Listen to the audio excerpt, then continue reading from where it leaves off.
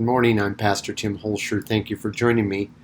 I'm on a short vacation visiting my daughter, and so I'm sitting out here on her deck, looking out over the neighborhood and at the Blue Mountains off to the east over here this morning. I've been looking in Romans chapter 5, or Romans chapter 5 through 8, where Paul tells us about God's provision for dealing with the sin nature. And so we were looking at the last couple days what it meant to present your members to God and not present them to the sin nature. Hope that was helpful in thinking about how that works and what your members are. But this then brings us then to this statement that Paul makes in verse 14, for sin, and notice I've put an X here to just help you see that in the Greek, I suspect most of you don't read Greek, but in the Greek, there's no definite article in front of the word sin, and they represent that way in English too, although oftentimes there is one and then they don't represent it. So it says, for sin shall not be lord over you or not rule over you, for you are not under law, but you are under grace. One of the reasons as believers that we struggle so much and have so many problems with the sin nature is that we put ourselves under law. And also notice down here, although I didn't X this one out, but there's no definite article in front of law. It's just we're not under any kind of law. And we put ourselves under laws that we make, laws that other people make. It's not just that we put ourselves under the Mosaic law, we put ourselves under lots of systems of law. And when we do that, it aggravates our sin nature, it gets our sin nature riled up and going, and we end up having problems. But we're not under law, but we are under grace. But we've talked about this topic in previous studies, but if we go back to John chapter 1 and verse 17, he says, for the law was given through Moses. All of that's the way it was, which, by the way, tells you that there wasn't this law, the Mosaic law and the Ten Commandments didn't exist before Moses and before God brought Israel out of Egypt. But then they leave off the fact that there's a definite article, which I've highlighted here and here, the grace and the truth came to be. This is the verb came to be, came into their existence through Jesus Christ, because he's not talking about grace in general and truth in general. He's talking specifically about the grace and the truth. He's talking about the grace by which we live, and he's talking about the truth by which we relate to God at the present time. And he says those two things, they came into their existence through Jesus Christ. There's something new. Go to Galatians chapter 5, and he tells us in verse 18, if you are being led by the Spirit, you are not under law. And led by the Spirit goes back up to verse 16, where he says, I say then, walk by the Spirit, and you do not carry out the desires of the cravings of the flesh. So here in verse 18, but if you are led by the Spirit, you are not under law. Being led means you're walking by the Spirit. You're following his lead. And the Spirit never leads us to law. I think it's very important for us to understand. He never leads us to law. He leads us to freedom. Scripture would tell us. You see here, my daughter lives on a very noisy street, just off of a very noisy street. In Romans chapter 7, I want to look here at verse 6 and 7. Romans 7 and verses 6 and 7, he says, now we are released, or the verb is to be rendered idle. We're rendered idle away from the law, having died in the thing that held us, so that we might serve as a slave in newness of spirit and not in oldness of the letter. So we serve by the ministry of the Spirit. We just saw in Galatians, the Spirit does not lead us to law. He leads us to freedom, and so rather than going back to the oldness of the letter, by which he means following the law, the Ten Commandments and such, the Spirit leads us to a freedom. So he says in verse 7,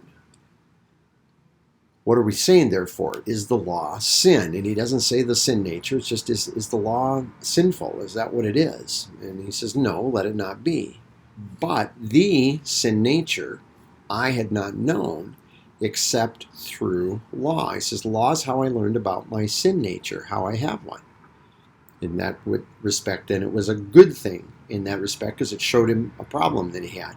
He says, for I had not known, here down in verse 7, for I had not known coveting. Here, I was just trying to look at it because this word epithumia means to crave or to want something terribly, but they're using that for covet. He says, for I had not known coveting except through the law, except that the law said, you shall not covet. You shall not crave. You shall not lust. Now, this verse is very important because there are many people that say, well, we're not under law, but under grace, and by not under law means we're not under the ceremonial law. So we don't have to keep the sacrificial system, and we're not under Israel's law in terms of civil law, but we're still under the moral law. The 10 Commandments are still abide by us. But what is thou shalt not covet part of? Is it part of ceremonial law? Is it part of civil law? No.